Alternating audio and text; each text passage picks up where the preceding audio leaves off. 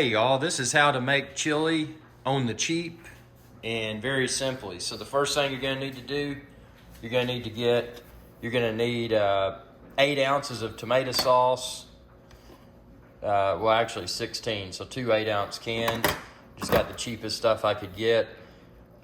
15.5-ounce can of dark red kidney beans, and then a 14.5-ounce can of diced tomatoes. This makes it easy. You don't have to have a bunch of spices sitting around. You can just get a pack of this. Obviously, you're going to need something to cook the ground beef in, and then you're going to need a pot with a lid when you actually start making the chili up. So, yeah, the objective here is to make something that tastes better than a can of chili, but doesn't cost a lot. And obviously, the big differentiator will be the ground beef. I'm using really good ground beef for this, and that's what'll make this chili, even though I'm using cheap ingredients, that's what'll make this chili better than chili out of a can, because I'm using really good ground beef. Now, this is completely optional, but what I did, I got a few cloves of garlic, chopped them up, and just got a cheap onion, not the fancy sweet onion, just the cheap onion, chopped it up.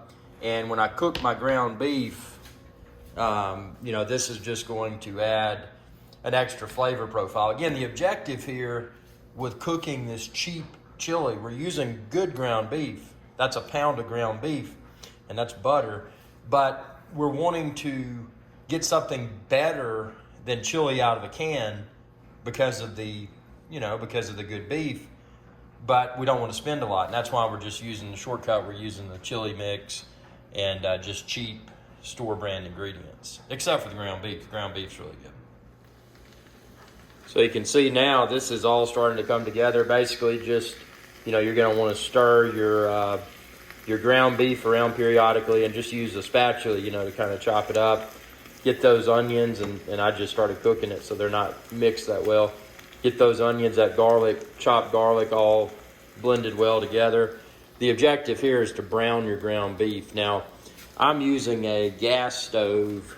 Every stove's different. My knobs are rubbed off of this Thermidor because I've cooked so much on it. But probably a low to medium heat's probably what I would use on your stove.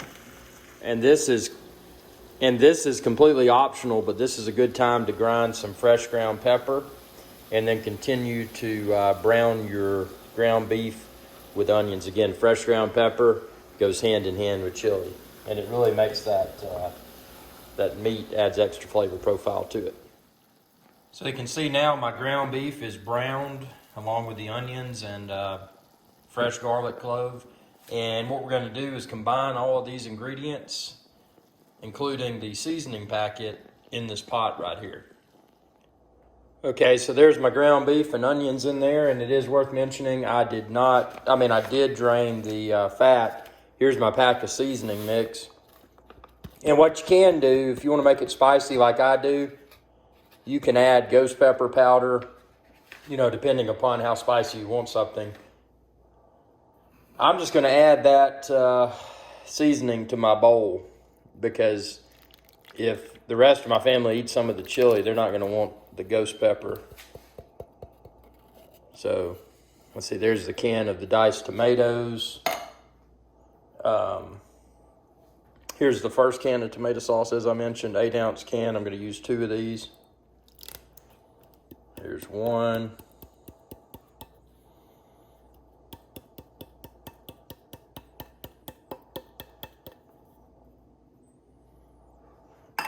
And the second one right here.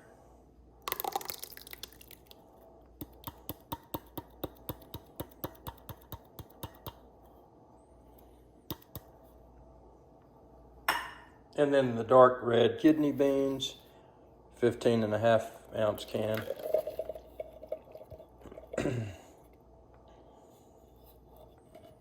And as I mentioned, I don't know if I mentioned this earlier, but if you could always double up your recipe if you needed to make more.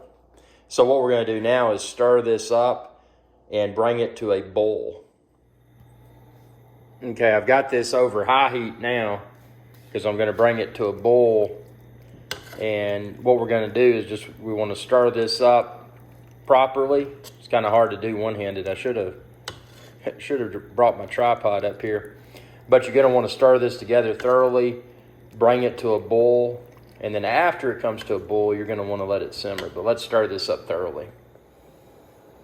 You can see right there, everything's very well blended together, and it's about to come to a boil. So what I'm going to do when it comes to a boil is then I'll reduce it to a very insignificant temperature. Again, all stoves vary. This is a gas stove. And then I'll cover it and let it simmer. Now, you don't want to dry it out. You don't want to let it simmer too long. But if you've just got it at just, a simmer is just like a temperature of your stove that'll just keep it warm. And with that lid on the top, it'll continue to to spread those flavors throughout the bowl of chili. So you may want to let it simmer for longer than 10 minutes. The instructions on the mix that I used said just 10 minutes, but I'm probably going to let it simmer a little bit longer. That's why I started cooking early, because I know I'll be hungry. And when I'm hungry, see, it's starting to come to a boil now. So I'm going to reduce the temperature to simmer and cover. So here's the finished product right here, and I let it simmer. Actually, I let it simmer for more like 20 minutes. You can see just a great consistency there. You can see those onions in there. The stewed tomatoes, obviously the ground beef. One thing I did do, and I didn't mention previously within this video, and this is all a matter of personal preference.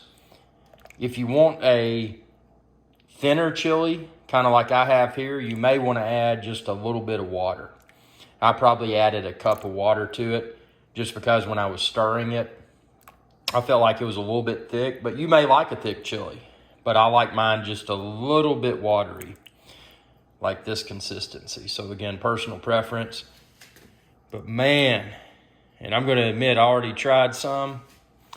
Subscribe and check out my separate video for you to hear my honest opinion. Thanks for your viewership, and I've linked the chili seasoning like I used within this video's description. Again, the objective here was not to create a fancy chili or time-consuming chili.